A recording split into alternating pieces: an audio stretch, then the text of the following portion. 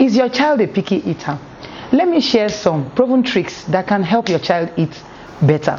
This is Blissful Living with Tito Bright, and we believe everyone can lead a happy, healthy, and fulfilled life. So we talk about 5 F's: faith, family, food, fitness, and fun. And today, I'll be talking about different ways to help a picky eater improve their appetite and then, of course, eat better and even eat much more. My second son used to be a picky eater. I intentionally use the word used to be because he has greatly improved. But here are some things I did that really helped us overcome that season. It can be overwhelming for a mother. And here are some things I did. 1, involve your child as many times as possible in the food preparation. I didn't know this secret for a long time. It was when I began to involve my child, my son, in the cooking process that I realized they began to eat better. So they are happy when they can taste what they've made by themselves. You know, there's this excitement and curiosity that comes from wanting to eat your own meal, you know. So bring them into the kitchen, let them be part of the preparation. Getting the meals ready, whatever it is the child can do for you. If the child isn't too young, the child can help you. Okay, help me get this spoon, help me get this. Not slicing, of course, but there are other things the child can do for you. Very simple tasks they can perform in the kitchen.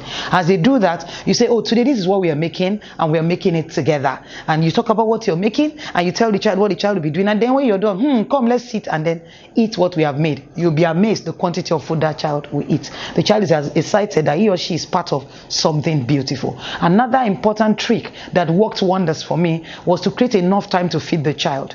Some children do not like food, and it is not enough reason. They have a very poor appetite.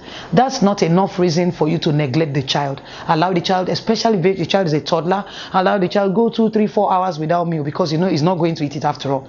Every 2 hours, you should try your best to feed the child. Even if it's just 2, 3 spoons the child will take, it's better than not taking anything. So encourage that child by, keeping routine schedule on how to feed the child. Make sure you create enough time to patiently feed that child yourself. And as the child gets older, even if the child is eating alone, you are there monitoring what's happening, supervising or watching while the child eats. Another interesting thing is you can build conversations around this. So one mistake parents make sometimes is they use gadgets as distractions for the child when the child is eating. That's another point I want to make. I do not think that is a good idea, because you cannot create another problem while trying to solve one. Yes, you're creating an addiction to gadgets while you're trying to solve one problem. So whenever the child wants to eat, the child is looking for some gadgets, to bring in that interest and inspire them to eat. For how long are you going to continue to do that? There are several things you can do. You can engage the child in a conversation. We can talk, tell stories while the child is eating instead of gadgets. Another thing you can do is to set a target. Children love competition, many of them, not all of them anyway. So set a target for the child and help the child walk through that target. There's something an aunt did to my sister many years ago. We were children, and we had this aunt in our house then, and she was trying to make my sister eat. My sister was also a bit of a picky eater. Well, not really a picky eater, but there were some things she didn't eat and she was not going to tolerate them for anything. My sister was like that. And this auntie of ours got to a point where she would say, you know what, with this food, just take 32. Initially she said take 10. There was an agreement. Oh yeah, take 10. If you take 10, I am fine. And so my sister started counting 1, 2, and then she took 10. And then the next time my auntie said take 15. And then let's try. Let's see if we can do 15. Wow, that's a target. Wow, we did 15 also. Let's do 20.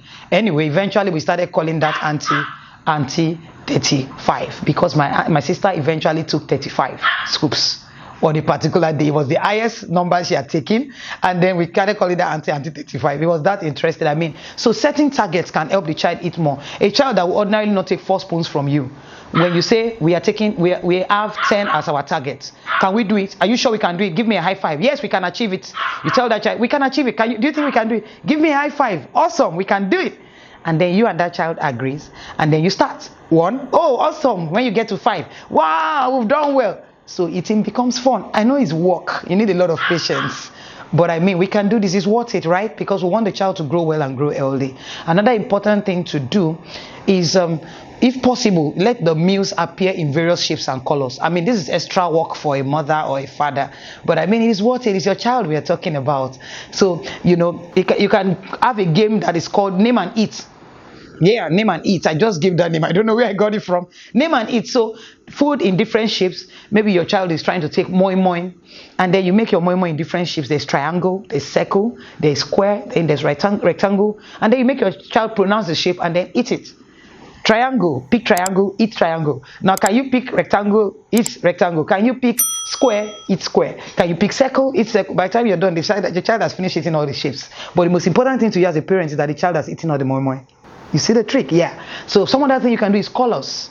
So you want your child to eat, introduce fruits, colors, different colors of fruits. Some children do not like fruits. I mean, I am so blessed. My children love vegetables and fruits a lot. I mean, we love it as much as we love food in my house. I mean, the way we take vegetables and fruits is amazing. And I'm happy that even when they were young, they valued fruits. Not just sweet fruits. I mean, any fruits. They just love fruits and they love vegetables. So if you have children who struggle with eating vegetables and fruits, you can introduce different colors. So pick color red. Let's see. Oh wow, take color green. Let's see. Color yellow, color orange, which is purple. And then your child is taken. That way, before you know it, your child has finished consuming all the fruits. And you have achieved your goal. You are a happier mother. I mean, you are more at peace because you know the child has eaten. So another thing you can do is to research more about food options available out there for that child. Sometimes while that child is not eating is because the meals are too monotonous. I mean, the same thing all the time. The child is tired, especially for children who love to explore. So introduce new things. I mean, some of us only cook the meals that we were raised with.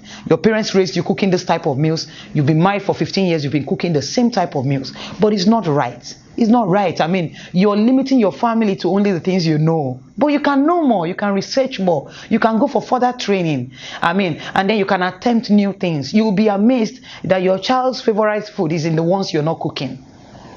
So you're the reason why the child is also not eating sometimes. Try other healthy alternative ingredients as you make your meals, and then you create your own recipes. And then let your children try it. Give it a name, and then let them try it and give you their feedback. You'll be amazed how well your children will eat. But one of the biggest secrets of all time for me, I mean, it worked wonders. In fact, it worked magic, because my son struggled with eating so much that it became a prayer point. But guess what? It became so good. I mean, his eating habit became so good. I became so happy. One thing that worked that magic for us was involving and engaging him in the kitchen.